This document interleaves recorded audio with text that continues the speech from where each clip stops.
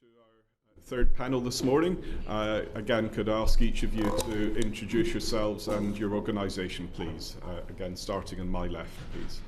Good morning, Keith McNally, Operations Director at CPT, that's the Confederation of Passenger Transport, the trade association for the bus and coach sector. Thank you. I'm Loveday Ryder, I'm the Chief Executive of the DVSA, that's the Driver Vehicle Standards Agency, and we look after drivers, vehicles and enforcement activity on the roads. Thank you. So good morning, I'm Linda Taylor, I'm the leader of Cornwall Council, but I'm here representing the LGA. I'm the Vice Chair of the Local Infrastructure and Net Zero Board. Thank you. Thank you very much and welcome to you all. Linda, if I could start with you. We've heard in the course of our inquiry many complaints about street clutter, poor maintenance of pavements, e-scooters, all combining to make the public realm harder for people with disabilities to navigate. Can you tell me a little about how local authorities apply the public sector equality duty when it comes to the streetscape? I think for a lot of local authorities it's a challenge because I'm going to use local experience in most places like Cornwall. You've got A-frames, you've got chairs, you've got furniture, and if local authorities haven't trained up the appropriate person who's able to go out and issue tickets, and that's a costly process, they have nowhere else to go. So the easiest answer that we see that could happen is a default position on the legislation that London has in relation to enforcement of street pavement activity, and it seems really sensible to have that default position. Just tell us a little bit more about how that works in London and why it's not applicable elsewhere. My understanding of what happens in London is that if there's pavement parking in particular, you can be issued with a fixed penalty. And, you know, the local authorities outside of London could have that ability, but they have to train up specific officers to deal with it. Whereas if it was a default position, it would so make accessibility so easy to implement across, the whole of the UK. And you think that would be welcome? Definitely. Generally across local authorities? It would be cost effective, and it would actually it would allow local authorities to make sure that pavements are kept clear, because it's not for just disability. It could be for people on where we've got joined up cycle routes. It could be to protect the cycle routes in Cornwall. You know, we're very passionate in delivering out our active travel, but we need some very clear legislation, and it's there for you. Default position, please. Thank you. And just to follow up that point, you said that you referenced active travel. There's lots of money being spent on redesigning streetscapes. How well are the needs of people with disabilities taken into account when these are being designed? Now, I'll give you an example of where there's a very obvious failure just over Westminster Bridge outside County Hall. There's one of these floating bus islands where you've got the pavement, you've got a cycle lane, then you've got the bus stop on a sort of elevated bit of pavement. Now, it's safe in this terms of cyclists not being in the same path as buses and other traffic, but with people with a visual impairment, they come off the bus and then they've got a very dangerous crossing point with bikes going at often high speeds. This has been flagged to us as a particular problem, and clearly the needs of visually impaired people weren't taken into account when that was being designed. I use that as one example, but generally, how well does a process work of involving disabled people being in a the bit design parochial, process? going back to what we do in Cornwall, and I know other local authorities follow our lead. We implement a decision wheel that is Donut Economics from Kate Rainsworth.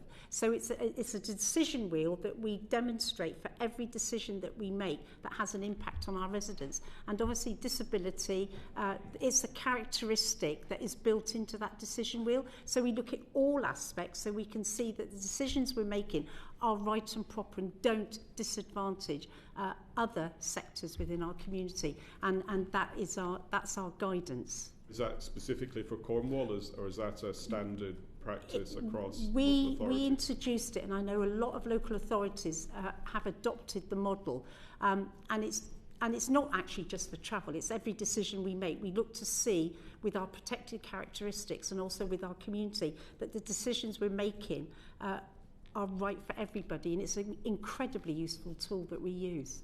And Happy to typically, send it to you. I'd be very interested Thank to you. see that. Who would you consult? What types of groups would you consult when making these sort of design So decisions? most road schemes have to go out to consultation, especially, you know, for active travel, and we have extensive consultations, and that happens with the majority of local authorities. So, but it is beholden upon the local authority to make sure they do engage and identify if there's somebody not responding. In Cornwall, we absolutely actively make sure that we are engaging with every person who could be impacted, and we'll go out and talk. Thank you. Okay. Jack, if we could turn to you next. Thank you, Chair. And I think the first question I was going to ask is particularly for Keith, and it's about particularly some of the transport that's used for home-to-school transport, but also rail replacement bus transport and things like that, that a lot of that is currently exempt from the public service vehicle accessibility regulations. So when do you expect that we will see those sorts of vehicles actually coming into compliance and reaching compliance with some of this legislation? Well, as an industry, we're very much committed to improving accessibility, and I think we've demonstrated that over the years. I think where the regulations were well understood, the delivery of compliance has been really good. I think where the problem arose is where you say on certain home-to-school services and rail replacement services where the regulations maybe weren't as well understood, and we developed a problem where there wasn't a sufficiently compliant fleet to deliver all those services in a compliant way, hence the need for those medium-term exemptions that are currently in place. And how medium term is medium term? Because it's been going on for quite a while, hasn't it? So they run through to 2026. In the Do meantime, you expect that we will be entirely compliant by 2026? I don't, if I'm honest. We have put forward a proposal as part of the DFT's call for evidence on PSVAR, which are the regulations around public service vehicle, bus and coach accessibility. And that proposal is that all what we describe as open door services, so services that anyone can get onto, whether it's a local bus service, long distance express coach, or indeed a rail replacement service, that those services should be compliant in the future. Most of them already are. And the other element of the proposal is that where services are closed door and the passengers are known about in advance, so that's largely home school services, that those services would be compliant on the basis of demand. So where there was an accessibility requirement, that would be provided for. Do you think that we're sufficiently meeting those needs, though? Because, every year we have, and I'm sure other colleagues have similar issues, where we're getting children who don't have their transport in place soon enough, and there doesn't seem to be a sufficient supply of these sort of vehicles with the accessibility requirements for children who have got a disability. So is this a more widespread issue, the lack of vehicles that are suitably adapted to facilitate home-to-school transport? So we're playing catch-up in effect, because coaches don't have to be accessible by law. Coaches, when they're used on services that are in scope of the regulations, need to be compliant. And as I say, it was not understood that certain services that were in scope were indeed, and that's to do with some of the complexity around the regulations and the way they were written, and indeed the way that the home to school market has changed over the years since the regulations were originally written. So it depends at the moment on whether a separate fare is paid as to whether the service is in scope of the regulations or not. And our proposal is that that aspect will be swept away, so that if a service was what we describe as regular, so it's got a timetable like a home to school service, or indeed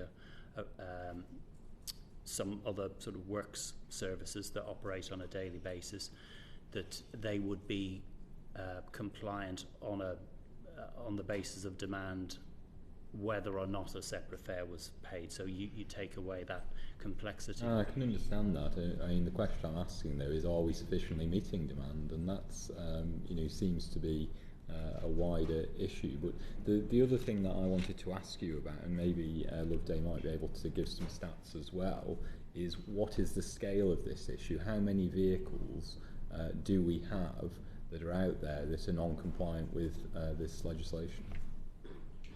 So if I could maybe just say that we believe there are in the region of 10 to 15,000 vehicles that are used on home to school services.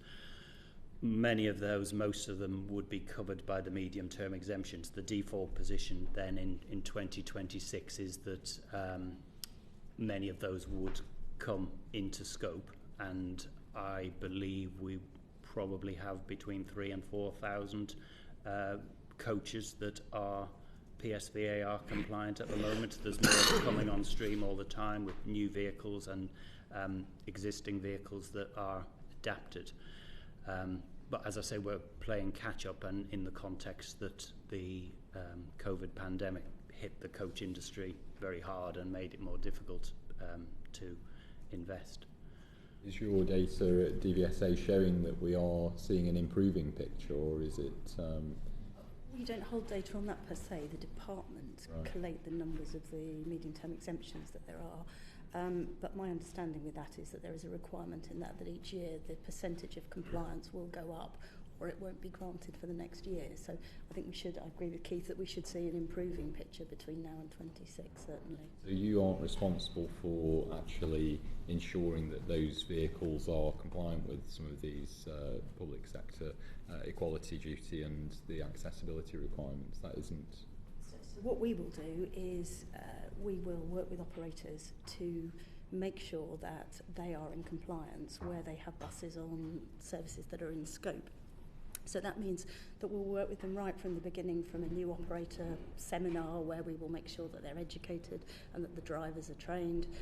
We work through content in the theory test, and basically every one of the things, the touch points that DVSA has with a PSV, we will check either to make sure that there's a medium term... You're not collecting any data on any of this? We have data on the number of checks that we do and then the number of offences. What I can't tell you is in total, in terms of the percentage of the fleet, how compliant it is. So for example, we did 5,100 roadside checks on PSVs in 22-23. Out of that number, we found 14 accessibility offences. And that 5,100 is round about 6% of the fleet. But actually, when you take out under recognition, where again, that is for the our best and most compliant operators, it's equivalent to about, and we don't pull those over at roadside, we pull over about 8% of the non-earned recognition fleet each year. What are the consequences then for those operators and vehicle owners? Is the fining regime that you're implementing, or what's the consequence? So what we will do is we will take intelligence from the roadside, we will take intelligence from complaints that we receive in from the public, and what we do is put that through a triage process. We certainly log them all, and then we work our way through those. And what we're looking for, I think our approach to enforcement and our strategy is always that the best approach is to begin with education. By and large, operators want to be compliant, so we will start with educating, providing additional information, helping them to comply, and making sure that they know what they're supposed to be doing.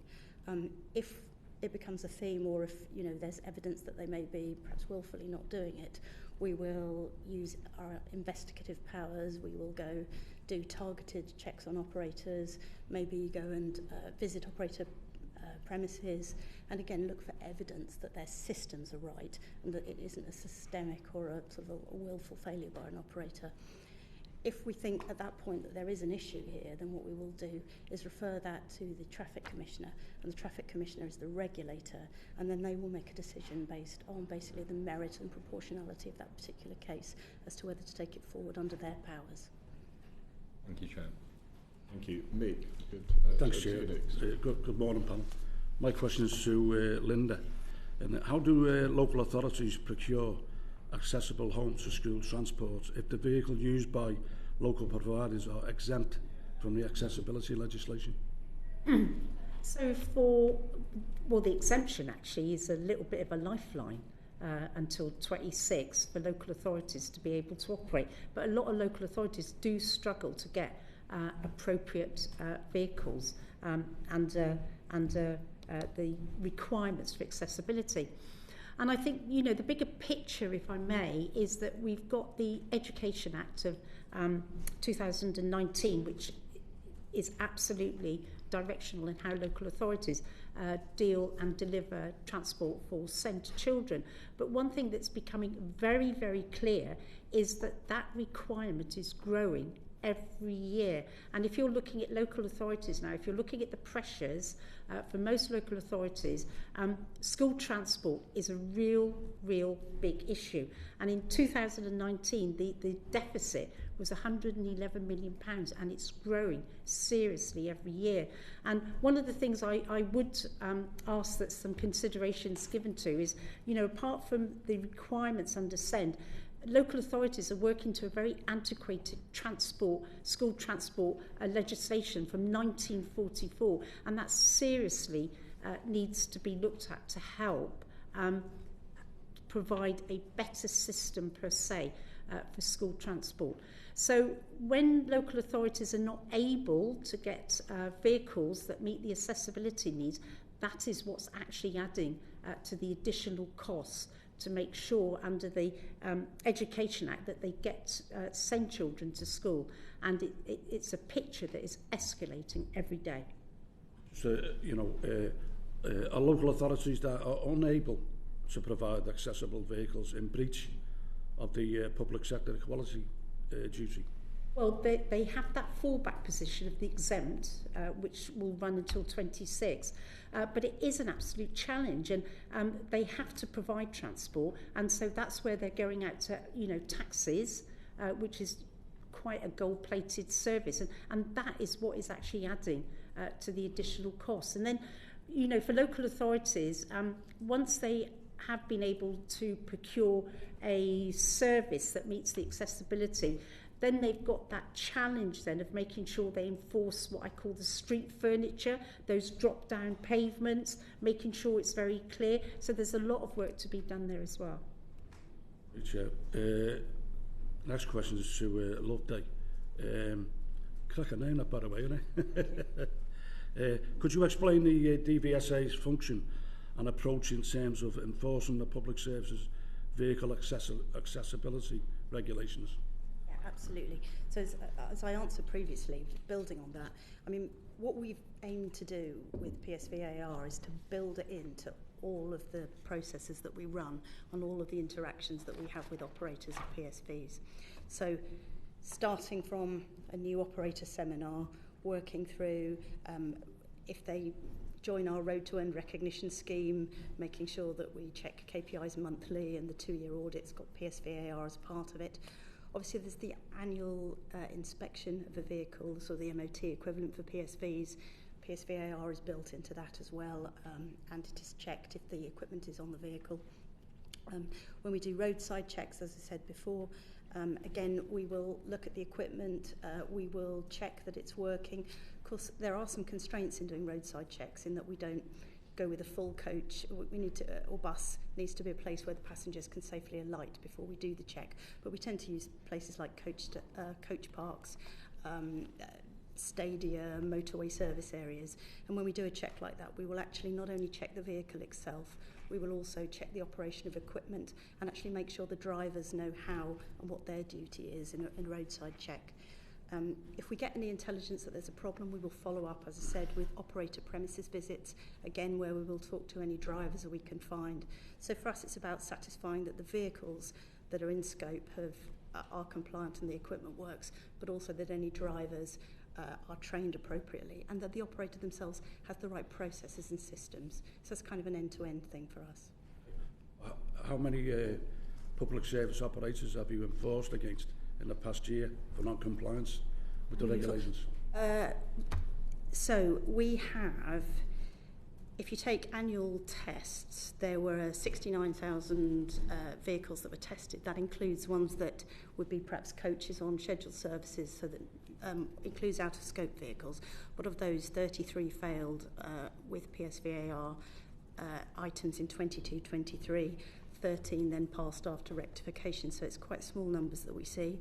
On the roadside checks, again in 22-23, we found out of the 5,100 we pulled over, we found 14 accessibility offences, and so far this year we've had 3. So they're relatively small numbers that we see.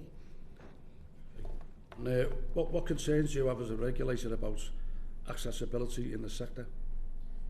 The traffic commissioners are the regulator in this space, but in terms of our enforcement, I think if I think about areas where we would like to see improvement, one of the things that we're going to be looking at is how passengers can make complaints, because I think we hear a lot of reports from customers that they find it difficult to navigate the system. There's Bus Users UK, there's a separate set up in London. We tend to respond to the complaints that are about the vehicle and the way that the equipment is working on the vehicle. And I think we're going to try to set up streamline our complaints process, signpost it a bit easier, and set up something that gives people feedback of where that their complaint is logged. I think that's an area we can do.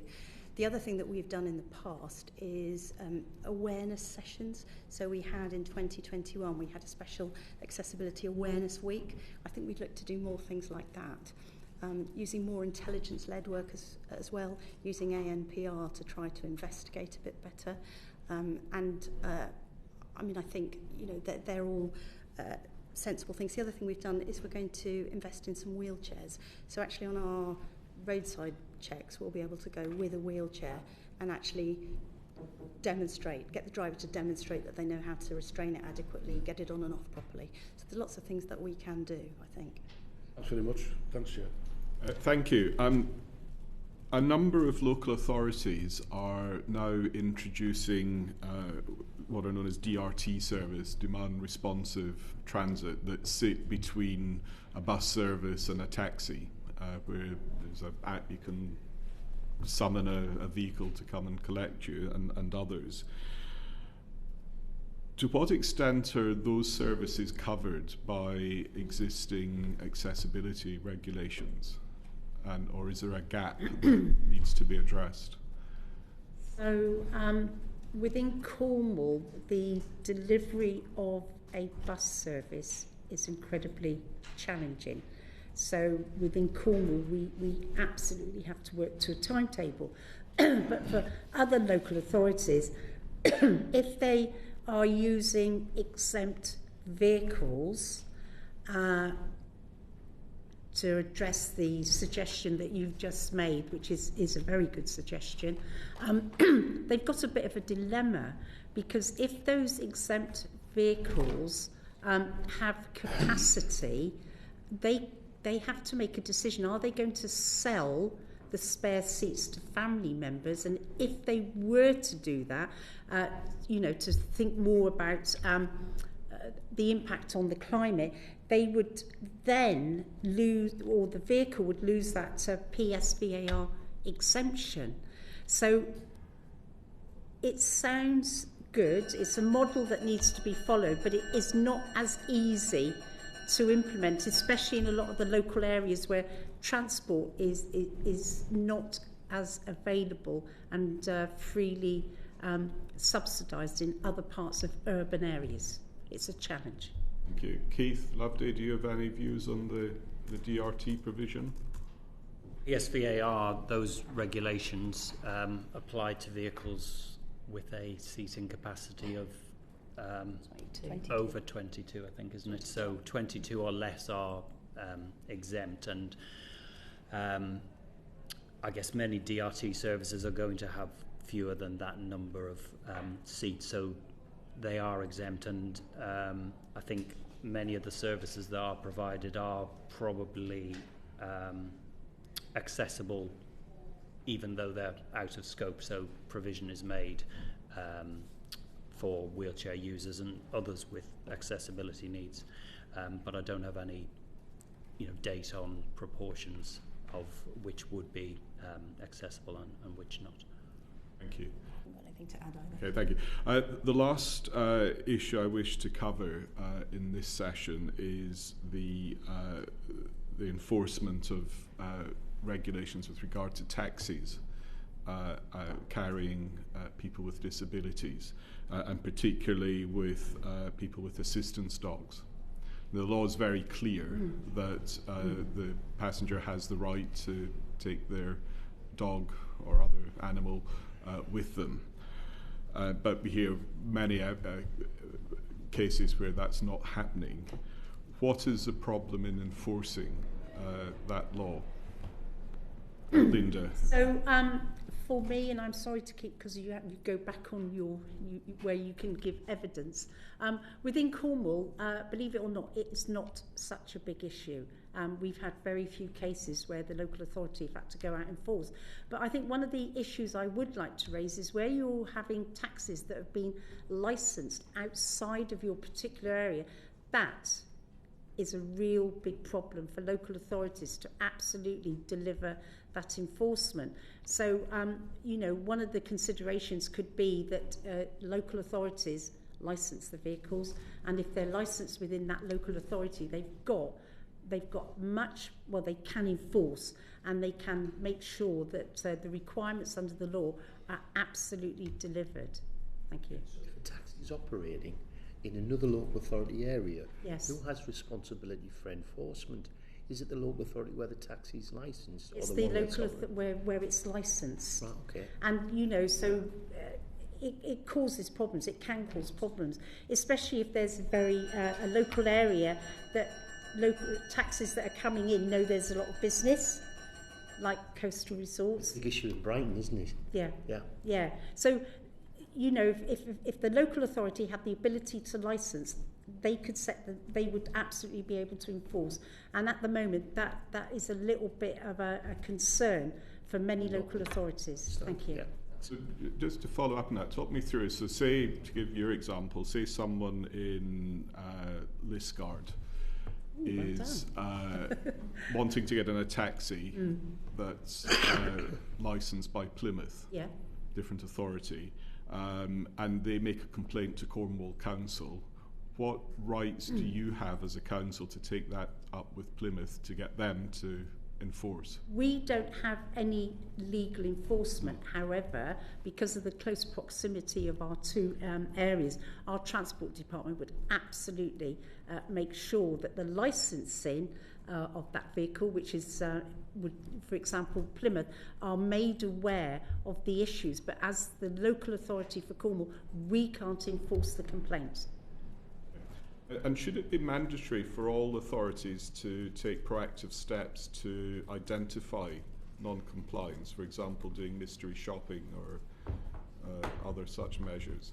I would suggest that where data is showing that you've got an issue, then it would be absolutely appropriate. And it's a really good suggestion to do mystery shopping. But I think, the burden on a local authority that doesn't have those complaints, and your local authority will know if there's an issue. They do, because they understand their community.